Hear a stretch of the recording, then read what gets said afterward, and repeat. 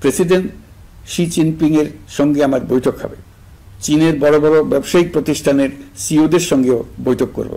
পৃথিবীর সর্ববৃহৎ Chinese solar panel নির্মাতা প্রতিষ্ঠান লংজি বাংলাদেশে কারখানা স্থাপনের আগ্রহ জানিয়েছে। আমরা তাদের সঙ্গে কাজ করছি। এছাড়া প্রযুক্তিগত সহায়তা, মেডিকেল সহায়তা, স্বল্প মূল্যে চিকিৎসা সহ অন্যান্য বিষয়ে আলোচনা হবে। তারা আমাদের দেশ থেকে আম, কাঁঠাল ও পেয়ারা আমদানি করতে চায়। এটা খুব দ্রুতই শুরু হবে।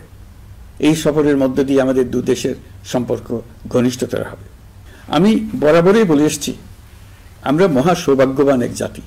পৃথিবীর মানচিত্রে আমাদের অবস্থানের কারণে বাংলাদেশ, ভারত, নেপাল ও ভুটান, দক্ষিণ এশিয়ার এই 4টি দেশ মিলে একটি যৌথ অর্থনীতি গড়ে তুলতে পারলে 4 দেশই লাভবান হবে। নেপাল ও ভুটান আমাদের জলবিদ্যুৎ দিতে অত্যন্ত আগ্রহী, আমরাও নিতে আগ্রহী। বাংলাদেশের শিল্পাঞ্চল গড়ে তুলতে এর কোনো বিকল্প নেই। আমাদের রয়েছে এক বিস্তীর্ণ মহাসাগর। ভৌগোলিক অবস্থানগত কারণে আমাদের সামনে বিরাট অর্থনৈতিক সুযোগ এনে দিয়েছে। কুমিরা থেকে টেকনাফ পর্যন্ত দীর্ঘ উপকূল ভূমি। এই দীর্ঘ উপকূল জুড়ে বিরামহীনভাবে অনেকগুলি আধুনিক প্রযুক্তি সমৃদ্ধ আন্তর্জাতিক মানের সমুদ্র বন্দর, শিল্প কারখানা, রপ্তানি প্রক্রিয়াজাতকরণ এলাকা স্থাপন করা গেলে পুরো অর্থনৈতিক অঞ্চলের ভবিষ্যৎ দ্রুত পরিবর্তন সম্ভব। নেপাল থেকে জলবিদ্যুৎ আনতে পারলে জীবাশ্ম জ্বালানির উপর আমাদের নির্ভরশীলতা কমবে। বর্তমানে বিশ্ববাসী পরিবেশ রক্ষায় সচেতন, তারা এটাকেই সর্বোচ্চ অগ্রাধিকার দিচ্ছে।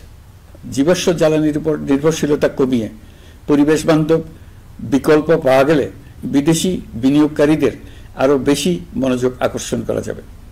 দেশের ক্রমবর্ধমান বিদ্যুৎ চাহিদার পরিপ্রেক্ষিতে রূপপুর পারমাণবিক বিদ্যুৎ কেন্দ্রের কাজ যথাসময়ে শেষ করার বেশি আমরা জোর দিয়েছি।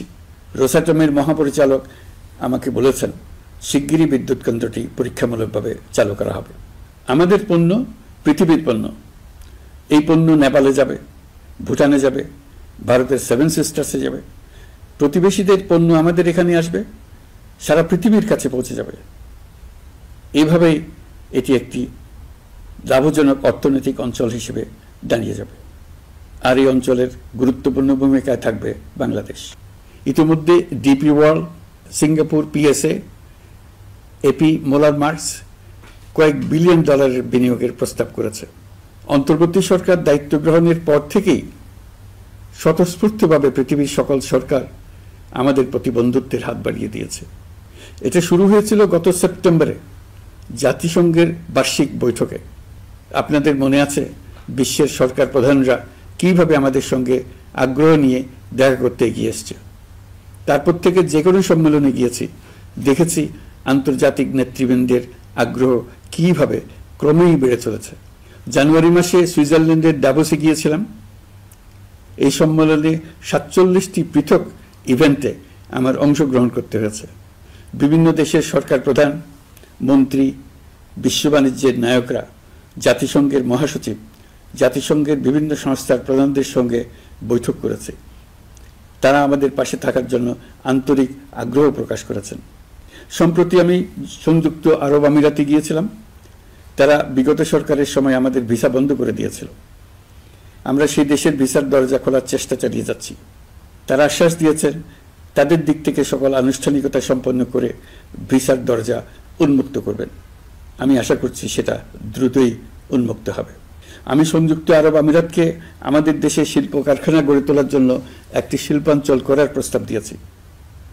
তারা এ বিষয়ে আগ্রহ জানিয়েছে। শিল্পাঞ্চলে 2টি কাজ দিয়ে তারা শুরু করবে, এই জন্য কথাবার্তা শুরু হয়েছে। প্রথমে মুসলিম বিশ্বে সরবরাহের জন্য একটি হালাল গোশত প্রক্রিয়াজাত করার কারখানা করবে। এরপর মৎস্য প্রক্রিয়াজাতকরণের জন্য কারখানা স্থাপন করবে।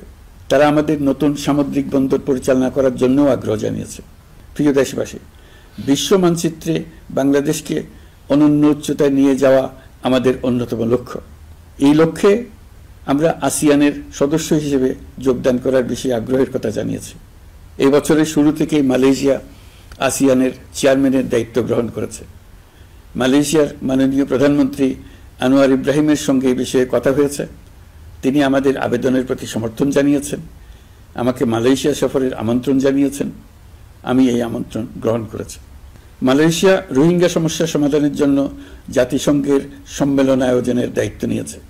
আমাদের দেশ থেকে শ্রমিক নিয়ে যাবার ব্যাপারে যে সমস্ত সমস্যার সৃষ্টি হয়েছিল সবগুলো সমাধানের জন্য আন্তরিকভাবে তারা কাজ করছে।